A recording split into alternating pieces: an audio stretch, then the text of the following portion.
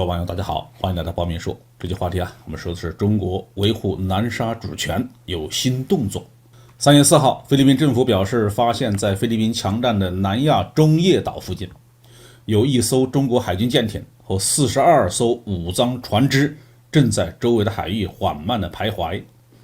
这让菲律宾政府异常紧张。这个岛屿之所以会叫中业岛，是因为在1946年的12月，抗日战争胜利以后，当时的南京国民政府派遣了4艘军舰前往南海进行接收并测绘，为首的那一条军舰就叫做中业号，所以就把这个南沙群岛里面的第二大岛取名为中业岛。1971年的4月，菲律宾军方趁国民党守军躲避台风，强占了中业岛。当时国民党海军打算动用武力把侵略者赶走，但是蒋介石政府就终止了他们的行动，就这样把中业岛放弃给了菲律宾。直到现在，成了南沙群岛主权维护中的一个重大难题。因为中业岛的面积大，条件很好，而且岛上还有淡水资源，所以菲律宾对这个岛是相当的重视。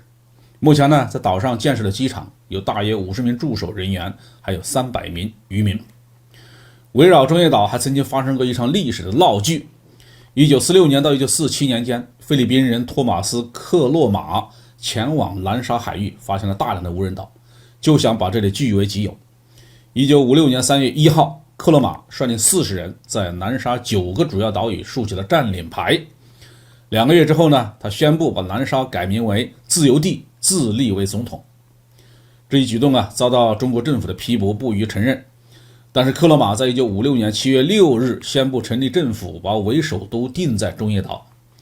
到了70年代，菲律宾政府开始对克洛马下手。1974年2月5号，克洛马宣布放弃南沙群岛，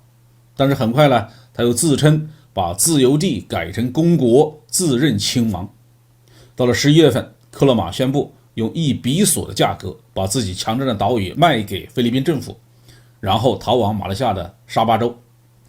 从此这一期闹剧的主角就从克洛马变成了菲律宾政府。菲政府对于中国在中业岛的主权完全不以为然。2023年初，菲律宾现任总统小马克思来中国访问，双方一度达成协议，认为虽然存在着海洋主权的纠纷，但这并不是中菲关系的全部。可是小马克思回到菲律宾不久，就完全背弃了双方达成的共识，不但向美国开放更多的军事基地，而且在海洋主权问题上对中国的态度也是越来越不客气。既然如此，那我们就要把中业岛的问题说清楚了。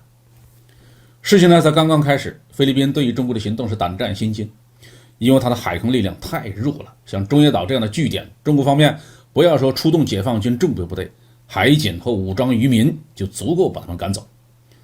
中国最终会怎么解决中业岛的问题，目前还不明朗。从具体的力量部署来看，中方看来并没有武力夺取中业岛的想法，否则就不会只部署这么一点力量了。另外，动用武力也不符合我们国家当前的南海政策，比较大的可能性是利用这部分力量来看住菲律宾中业岛上的守军以及相关的海空力量，让他们不要乱跑乱动，然后为其他方向上的岛礁要塞的建设创造比较好的条件。在此前有外电报道说，中国方面已经派出船只控制了仙滨礁的进出航道，这也是一个非常适合于填岛的位置。蒋红军早年曾经在这里设立了高脚屋，撤防以后遭到菲律宾方面的破坏，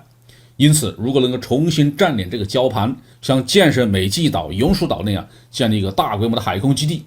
所能够发挥的作用也是战略性的。